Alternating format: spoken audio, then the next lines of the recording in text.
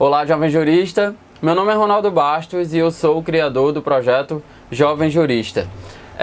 Na minha série sobre o latim do jurista, o assinante Bruno Santos perguntou se eu poderia fazer um vídeo sobre o direito subjetivo. Ele alegou que ele estava com muita dúvida e alguns dos seus colegas também. Então esse é um vídeo para o Bruno Santos, mas obviamente para toda a comunidade jurídica.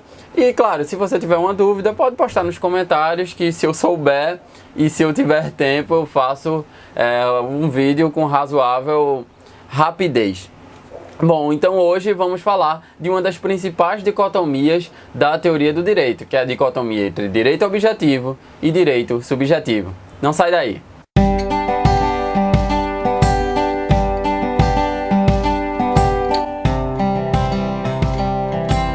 Bom, de um modo geral, eu já falei sobre isso no meu vídeo sobre os sentidos da palavra direito, que deve estar aparecendo na sua tela aqui. Mas eu vou aprofundar essa discussão que foi muito superficial lá nesse vídeo. Vocês têm que saber que existe essa dicotomia direito subjetivo versus direito objetivo, porque tanto no Brasil quanto em alguns outros países há uma certa ambiguidade no uso da palavra direito, já que ela, entre outros sentidos, serve para denominar dois fenômenos que não são necessariamente distintos, mas que têm perspectivas distintas, vamos colocar assim.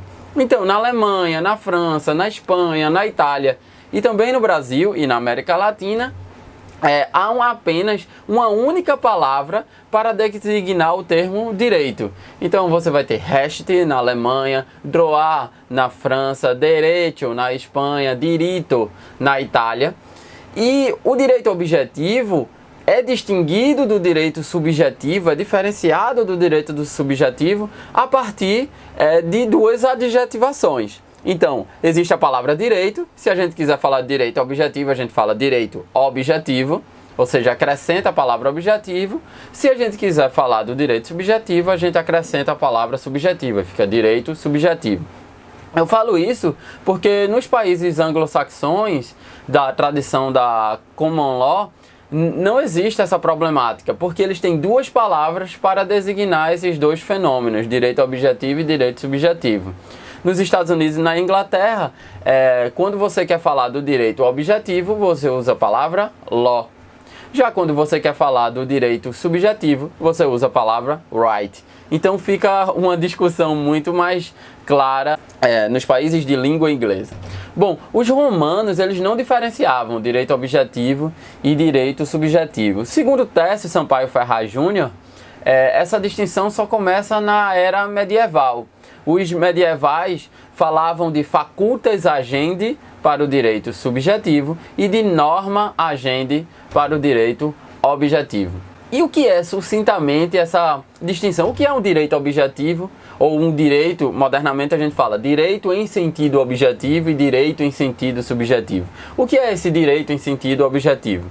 Veja, o direito objetivo é um conjunto de normas jurídicas de um determinado estado, recebendo este nome porque é algo constatável, é um dado empírico e nesse sentido seria objetivo.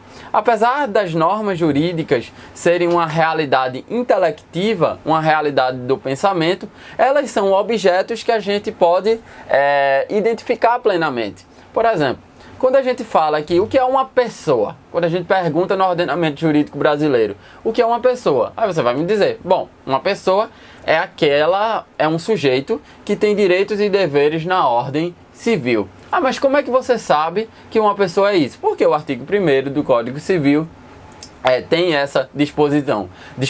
Então é algo objetivo, está lá na norma jurídica, certo? Então por isso que a gente chama de direito objetivo. Então direito objetivo é o conjunto de normas jurídicas vigentes em um determinado estado. E o que é o direito subjetivo? Como é algo um pouco mais complexo para o entendimento do jovem jurista, eu vou colocar nesse quadro. Então veja o quadro. Direito subjetivo se traduz por aquela situação em que se encontra uma pessoa que pode exigir de outra o cumprimento de um dever e, em caso de descumprimento, obter a execução de uma sanção contra o seu responsável, em virtude de uma norma jurídica que regula o caso especificamente. Então veja que há uma correlação entre direito subjetivo e dever jurídico.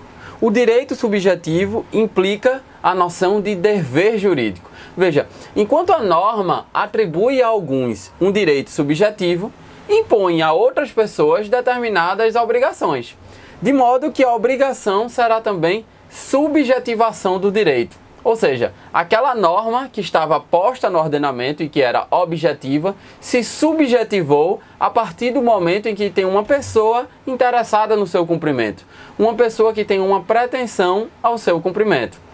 O credor, que é parte ativa de uma relação, que sofre a ofensa a um bem jurídico, por exemplo, tem um direito subjetivo. E o devedor, que é parte passiva da relação, que ofende esse bem jurídico, ele tem uma obrigação de reparação, ou seja, ele tem um dever jurídico.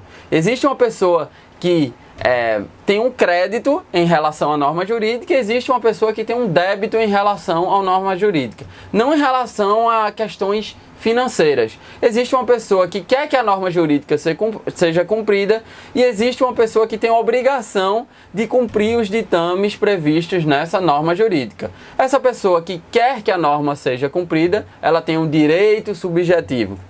E essa pessoa que é obrigada a cumprir essa norma jurídica tem um dever jurídico. Vamos lá. E quais são os elementos do direito subjetivo? Vejam no quadro. O primeiro elemento do direito subjetivo é o sujeito de direito. O sujeito de direito pode ser uma pessoa, você ou eu, um grupo de pessoas, ou seja, uma associação, um sindicato, populações ribeirinhas atingidas pela população de um determinado rio, ou pode ser ainda uma entidade caracterizada por um conjunto de bens, por exemplo, um espólio.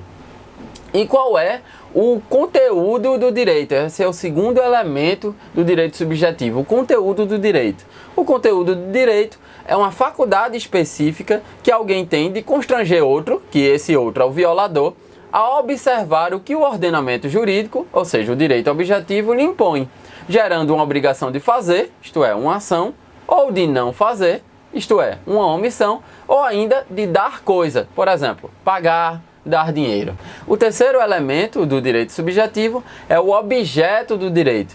Qual é o objeto do direito segundo a teoria tradicional? É o interesse protegido pelo ordenamento jurídico. O ordenamento jurídico elege valores, elege determinados interesses e o protege. Por exemplo, o ordenamento jurídico diz que o princípio mãe da nossa Constituição é a dignidade da pessoa humana. Então é esse interesse de que devemos tratar as pessoas dignamente que é protegido pelo ordenamento jurídico. Esse seria o objeto do direito. E o quarto elemento é a proteção do direito. Isto é, a possibilidade de fazer valer o direito por meio da ação processual correspondente. Pois bem, e agora eu apresento para vocês uma sucinta classificação dos direitos subjetivos. Em outros livros, vocês podem achar outras classificações. É que eu fiz uma reunião das classificações doutrinárias e percebi que essas são as classificações mais comuns e mais repetidas. Podemos dividir os direitos subjetivos em direitos subjetivos públicos e direitos subjetivos privados. Os direitos subjetivos públicos são aqueles direitos subjetivos que ocorrem uma primazia dos interesses que afetam todo o grupo social, toda a sociedade. Então, por exemplo, direito de liberdade, direito de ação, direito de petição, direitos políticos, etc, etc. Veja, o direito de liberdade, todos são atingidos por esse direito, todos têm liberdade. Todos têm direitos políticos, direitos de votar e ser votado, claro, obedecendo os ditames legais. Todos têm direito de petição aos órgãos públicos ou petição ao Poder Judiciário. Então são direitos subjetivos públicos esses que atingem toda a coletividade. Contrapondo a esses, existem os direitos subjetivos privados, que há uma predominância dos interesses particulares. Por exemplo, direitos obrigacionais, direitos sucessórios, direitos de propriedade intelectual, direitos personalíssimos de família. Então, o direito à herança de uma determinada pessoa não é um direito que atinge toda a coletividade. É um direito que atinge somente aquelas espécies de herdeiros, quem tem direitos acerca da morte daquela pessoa. Outra classificação que temos é entre direitos subjetivos principais e direitos subjetivos acessórios. Bom, direitos subjetivos principais são aqueles que são autônomos, são independentes. Em relação, por exemplo, ao credor, seria o direito sobre o valor da dívida e a consequente faculdade de cobrá-lo. Por exemplo, eu penso no contrato de compra e venda. Contrato para comprar um apartamento, um imóvel. Tem duas partes. Aquele que vende e tem a obrigação de dar a coisa, dar o imóvel, e aquele que compra, que tem a obrigação de pagar o preço por esse apartamento. Vamos supor que eu pague o preço por esse apartamento e a outra parte não me deu a coisa, não me deu o apartamento. Então ele está em dívida comigo. Só que veja que o direito subjetivo, existem determinados direitos objetivos que são uma faculdade, é uma pretensão. O que é uma faculdade? É uma opção. Eu posso simplesmente não cobrar esse apartamento dele. Pode acontecer isso. É muito difícil, mas pode acontecer isso. Eu tenho o direito de não cobrá-lo.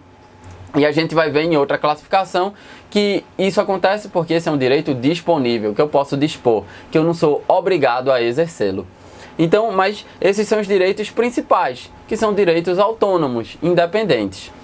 Existem outros direitos nessa classificação que são acessórios, que dependem sempre do direito principal. Por exemplo, um contrato de financiamento, se eu não pago o financiamento, eu posso ter esse meu imóvel que eu financiei retirado de mim, sacado de mim. Ou eu posso ter a obrigação de pagar uma dívida, por exemplo, uma mensalidade escolar. Se você não paga até determinada data, você tem uma multa acerca daquela mensalidade. Veja, a multa só existe porque existe a obrigação principal de pagar a mensalidade. A multa é mero acessório. Quando inexiste mais a obrigação de pagar a mensalidade, a multa é descartada. Não existe mais multa, né? Outra classificação que eu trouxe para vocês é entre direitos disponíveis e direitos indisponíveis que eu falei anteriormente. Bom, direitos disponíveis são aqueles que, por vontade própria, o seu titular pode dispor dos direitos. Por exemplo, um crédito comercial. Eu e você, nós fazemos um contrato de empréstimo.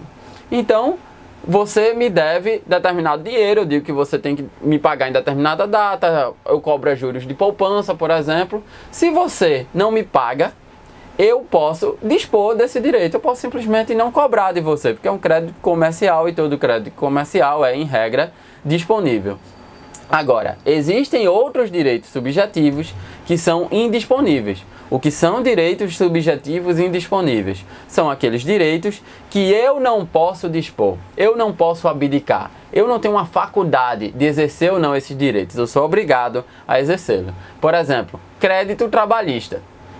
O trabalhador não pode dizer, eu não quero minhas horas extras. O trabalhador ele não pode dizer isso, porque um crédito trabalhista pressupõe que ele é hipossuficiente e pode ser que a empresa esteja pressionando ele, esteja ameaçando ele para ele não cobrar esse crédito trabalhista. Então é um tipo de direito indisponível. Existem direitos fundamentais que também são indisponíveis. Por exemplo, a dignidade da pessoa humana é um direito indisponível. Eu tenho um exemplo muito clássico.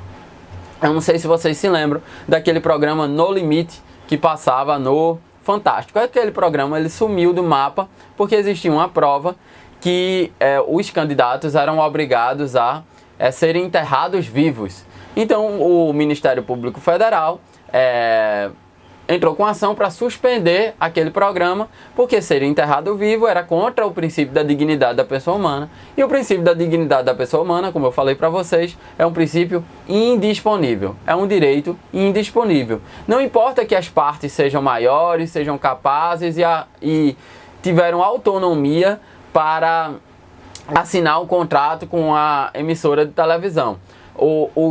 O que é essencial aqui para vocês perceberem é que existem determinados direitos que você não pode dispor. Você não pode assinar um contrato e dizer que não vai exercê-lo. Existem outros direitos civis que você pode dispor. Por exemplo, para continuar na mesma emissora de televisão, a TV Globo. Direito de imagem, você pode dispor. Você pode vender seus direitos de imagem. Você pode abdicar da sua intimidade.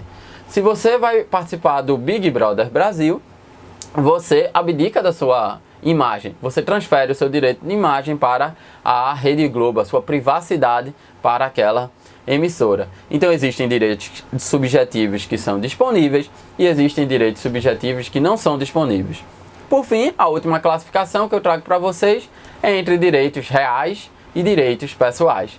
Os direitos subjetivos reais são aqueles direitos que se tratam de o direito sobre uma coisa. Por exemplo, o direito de propriedade, a posse de um bem. É um direito real.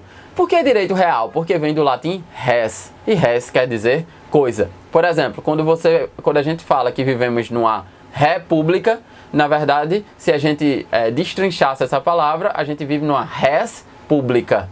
Ou seja, numa coisa pública, que tem que ser administrada tendo em vista o interesse de todos. Então, res é coisa, por isso que é direitos reais, o direito subjetivo sobre uma coisa, sobre uma propriedade, sobre um bem. E também temos, por outro lado, direitos pessoais. Quando se trata de uma posição jurídica que possibilita a cobrança de uma prestação interpessoal, como a relação entre credor e devedor, um crédito comercial, tratando os demais como terceiros estranhos à relação. Um contrato de compra e venda só interessa em regra ao vendedor e ao comprador. Terceiros não são interessados nessa relação. Eu falo em regra porque tem um negócio chamado função social do contrato que pode complicar mais essa relação, mas eu posso fazer um vídeo depois sobre isso. Beleza? Outro ponto que eu queria trabalhar com vocês é a respeito da expectativa de direito. O direito subjetivo como expectativa de direito. Bom, o direito objetivo, a expectativa de direito é uma situação jurídica da pessoa cujo direito subjetivo, para se perfazer, para se concretizar, ela carece da realização de um ato ou um fato futuro e previsível. O ato está lá na frente, o fato está lá na frente, ou seja, é futuro, só que é previsível que ele aconteça. A expectativa de direito, como o nome já diz mais ou menos, é uma esperança que se configura na probabilidade ou na possibilidade de um interessado vir adquirir ou ter um direito subjetivo. Veja que a expectativa de direito, e por isso que eu quis falar com vocês sobre isso, e que muita gente confunde, não se confunde com o direito eventual. O direito eventual é um direito imprevisível. Por exemplo, um produto com defeito de fábrica, que seja a troca ou a devolução. Isso é um fato imprevisível. Imprevisível. Você, quando compra um produto, você não diz, ele vai quebrar amanhã. Não, isso é um fato imprevisível. Então isso é um direito eventual, que é causado por caso fortuito ou força maior. Um fato imprevisível. Por exemplo, o herdeiro de alguém ainda não falecido tem mera expectativa de direito quanto ao seu quinhão na herança, embora seja previsível que este, cedo ou tarde, constituirá objeto de um direito devidamente caracterizado. Veja, é um fato futuro, isso é expectativa de direito. Isso é um fato futuro que está lá na frente, o sujeito ainda não morreu, como vocês sabem, não existe a herança de pessoa viva. O sujeito ainda não morreu, é um fato que vai acontecer, porque todos morrem.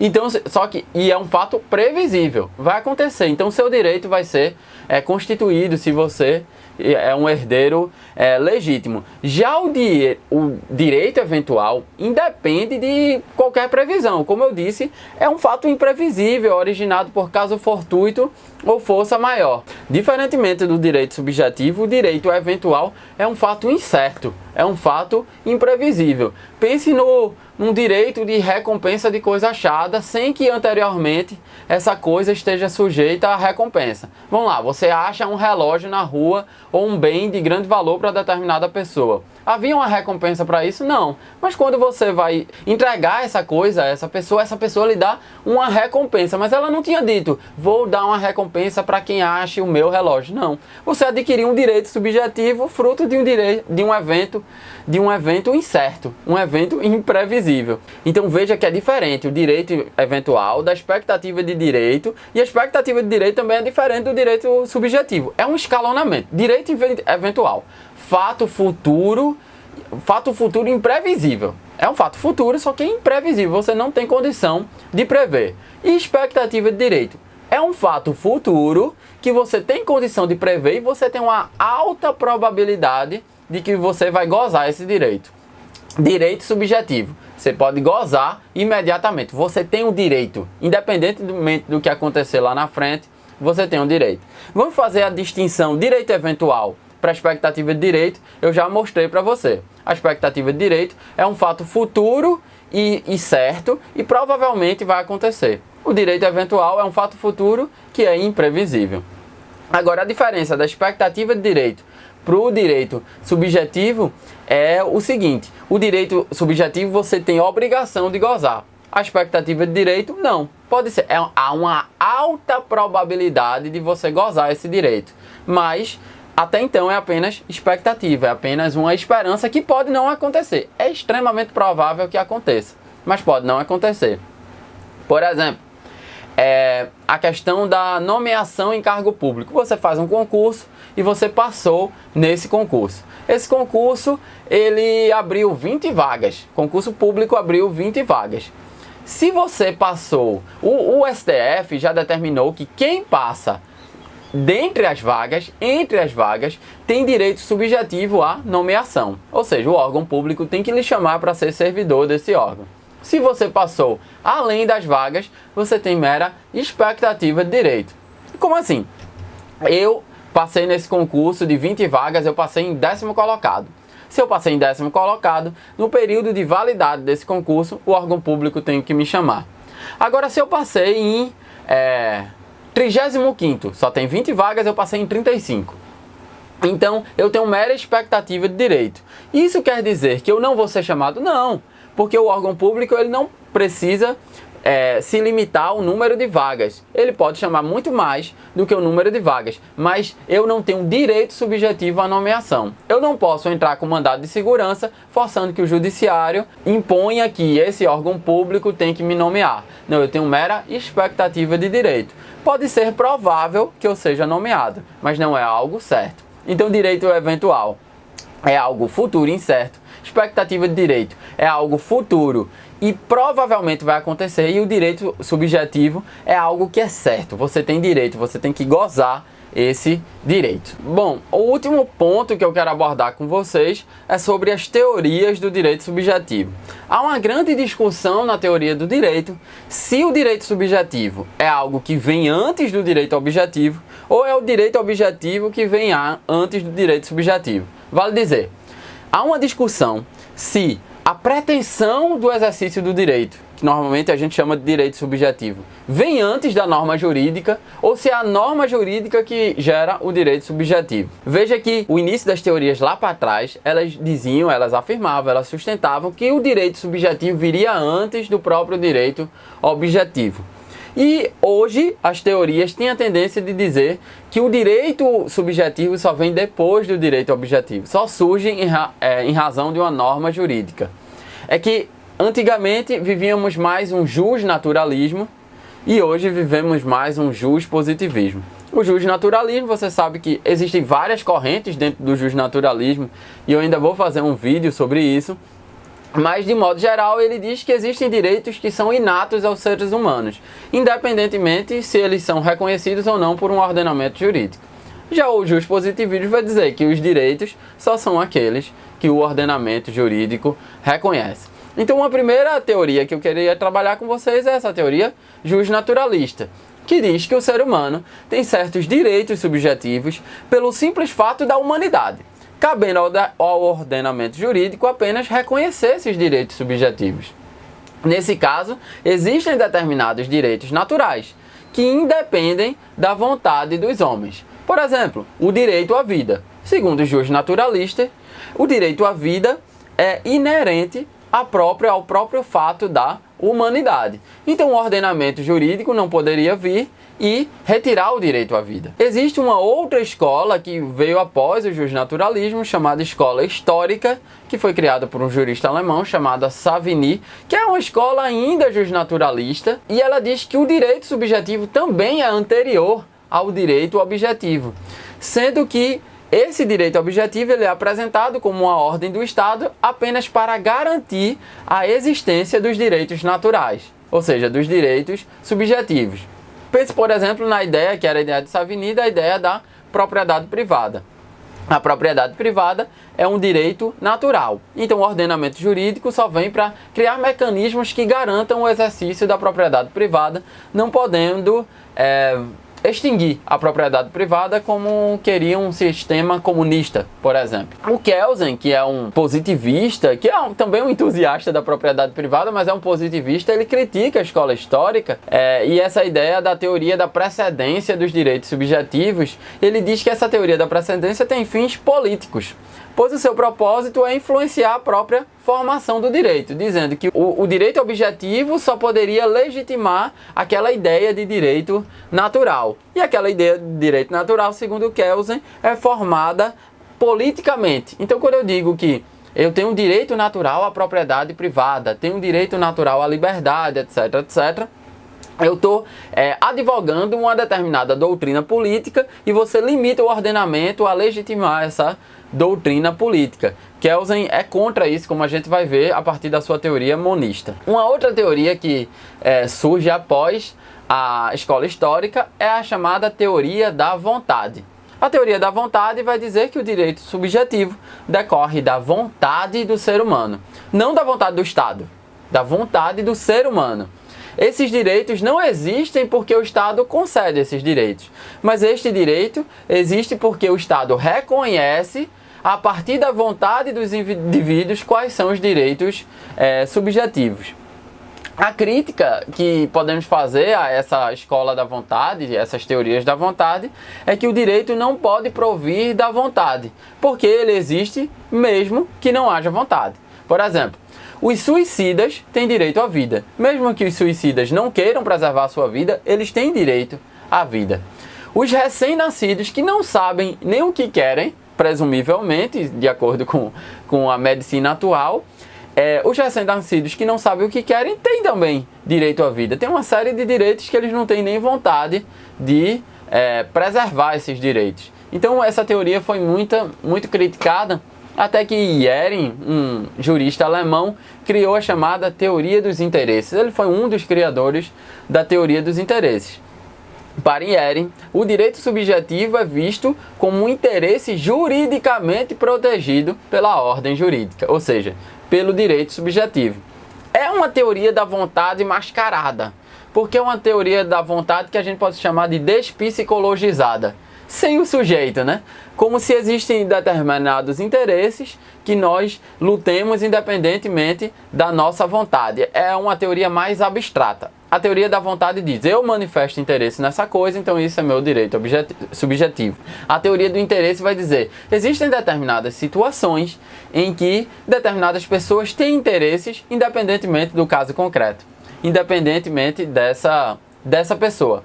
Há uma suposição que todo mundo tem aquele determinado interesse naquela situação concreta. Seria, como eu disse, uma vontade objetiva.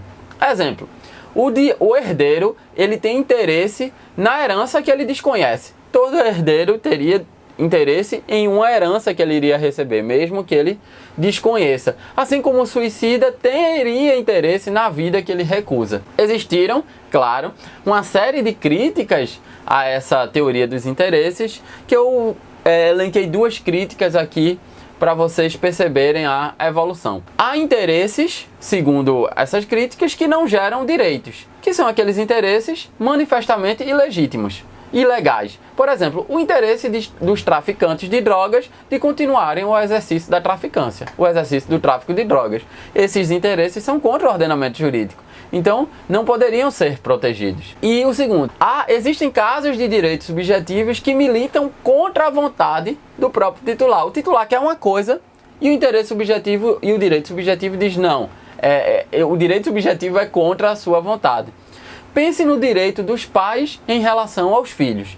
Os pais não podem, na época moderna agora, fazer tudo em relação aos filhos, porque o direito da infância e juventude tem como princípio base o melhor interesse da criança. Não é o melhor interesse dos pais, é o melhor interesse da criança. Então tem determinados limites que os pais têm em relação à educação dos próprios filhos. Após a teoria dos interesses, surgiu a chamada teoria eclética, que quis dizer o seguinte, quis misturar a teoria da vontade com a teoria dos interesses. Então, essa teoria eclética dizia que o direito subjetivo era uma união da vontade mais o interesse juridicamente protegido. Veja que essa já é uma aproximação da teoria kelseniana, da teoria monista.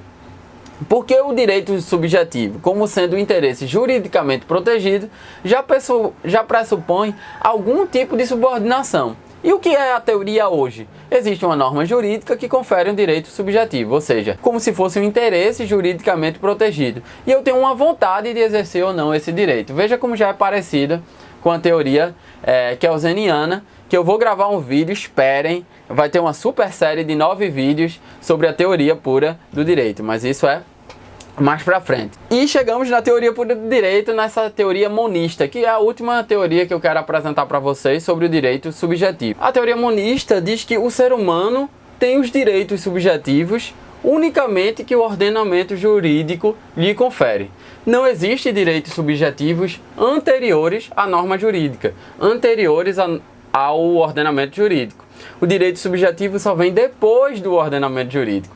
Tanto é que Kelsen diz que é uma falsa dicotomia, direito objetivo versus direito subjetivo, pois existe apenas um direito e que ele pode ser visto sob dois ângulos, dois sentidos: o direito em sentido objetivo e o direito em sentido subjetivo. O direito em sentido objetivo é o ordenamento jurídico e a norma jurídica. E o direito em sentido subjetivo são as pretensões, as faculdades que o sujeito tem de poder cobrar a eficácia, a aplicação do ordenamento jurídico. A aplicação é uma palavra melhor. Então só existe praticamente um direito em sentido objetivo e em sentido subjetivo.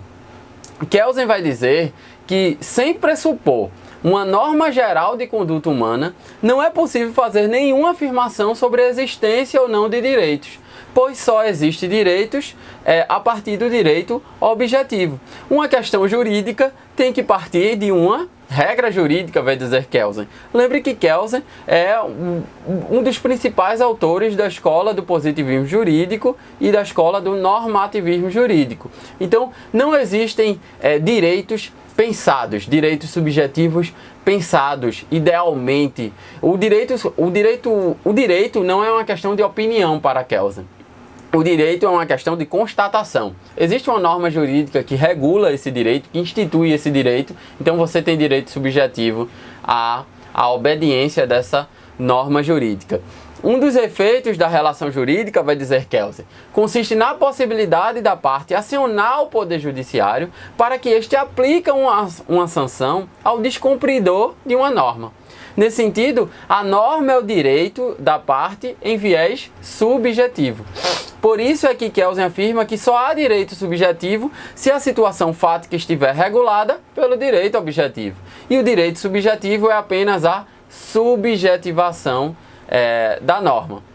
Então, por isso que a partir de Kelsen a gente fala apenas em um único direito, que tem um sentido objetivo e tem um sentido subjetivo. Eu espero que o meu amigo que me pediu esse vídeo tenha entendido e que vocês também tenham entendido essa dicotomia entre direito objetivo e direito subjetivo, que é uma dicotomia importantíssima para a teoria do direito. No mais, se você ficou com alguma dúvida ainda, ou se você tem alguma crítica a respeito desse vídeo, ou se você tem alguma sugestão para que eu faça vídeos, deixa aqui nos comentários ou mande um e-mail para o jovenjurista@hotmail.com. Espero que esse vídeo tenha ajudado vocês a entenderem mais essa grande dicotomia do direito, que para Kelsen é uma falsa dicotomia. Mas se você gostou do vídeo, dá um gostei aqui embaixo, se inscreva no canal e compartilhe nas redes sociais. Tchau!